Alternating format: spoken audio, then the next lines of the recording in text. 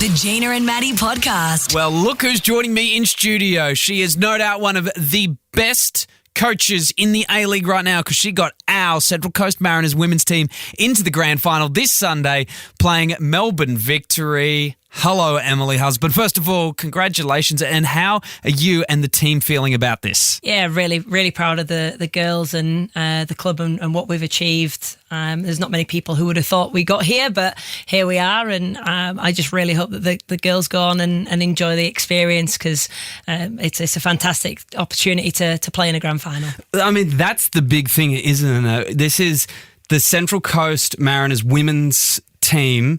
Second year in the competition. I mean, you guys got pretty close last year, but only 2 years in, you're at a grand final. Is that crazy to just think about and say out loud? Yeah, absolutely. I think knowing that 2 years ago we had one player signed, there was a lot of work to do, there was a lot of decisions to be made. To 2 years later, being in a grand final it's been an extraordinary journey, and I'm so grateful for everyone that I've had to work with and alongside in the club and my staff and obviously the players as well.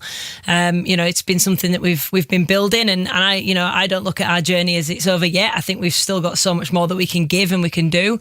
100%. This is just the start. Getting to the grand final, and we've got many more years of this sort of victory to taste. 100%. And when we got to the semi-final last year, everybody was so shocked about how well we did in our first year.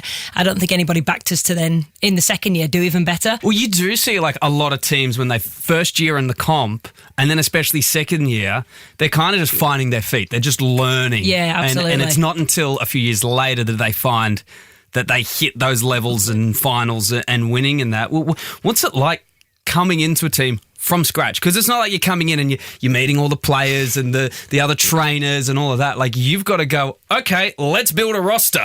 Yeah, definitely. I think the first thing I started to look at when we started looking at players was what type of environment we wanted. Because for me, I look at our environment that we've got within the players. The players are fantastic. So many of them are so humble. They want to work hard and they want to get better. That's the type of player that I love working with because, that they'll give you their all when they're out on the pitch. So that was kind of the first port of call. But there was just so many things to think about that. And there was times where I got to the situation and went, oh no, I've not thought about that yet.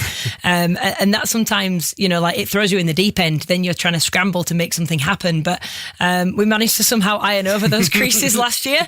We've obviously improved coming into this second year and just, phenomenal group. I picture that at the locker room and coach of that, the vibe is just Ted Lasso. Because now once I've seen Ted Lasso, I can't think of anything else. Is it like that at all? Yeah, just less American. Yeah.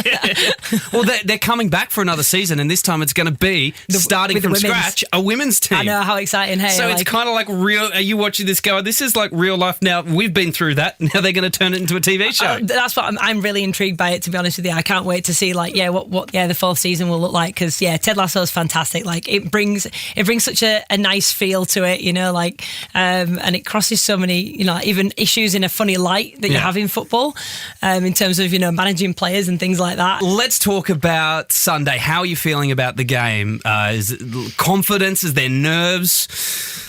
Look, I've not been nervous this whole final season, which I think's been a bit weird. I think I've definitely been more driven to try and do more for the players and make sure that they're best prepared that I possibly can do. But I'm definitely full of confidence going into this grand final. So what does the locker room look like just before you guys walk out? What's the pep talk? What's the vibe? Is there songs being played in there? Yeah, well, the girls love the tunes, and they've got a better taste in music than I have, apparently. But no, it's definitely short and sweet from me, to be honest, because I think by that point I feel that they're ready, and so sometimes they need a little bit of a kick up the backside, and then there's other times where they just need, hey, you've got this, let's go out there and let's do it, sort of thing. So it's always a really nice vibe as we go out, and then there's a lot of high-fiving and everyone getting around each other, which is, again, another great part of being in a team culture, just that sense of, togetherness, and it's super important for when they get out on the pitch as well. The coast is right behind you guys, but of course we have all got our fingers crossed that you're coming away with a win and we're getting to watch that celebration No doubt that will probably continue on for a couple of days. It'll be a big one. Yeah, but absolutely. you guys are playing obviously down in Melbourne. I do know there's a few coasties that are flying down there to watch you guys, but for those that can't get along, I've been told that they can come along to Industry Group Stadium. Yeah, 100%. So we're gonna have a live site at Industry Group. So that's going to be incredible. You know, like for the ones that are coming down to Melbourne, we're so grateful for their support and for them flying down to Melbourne. But for obviously the ones that can't be there,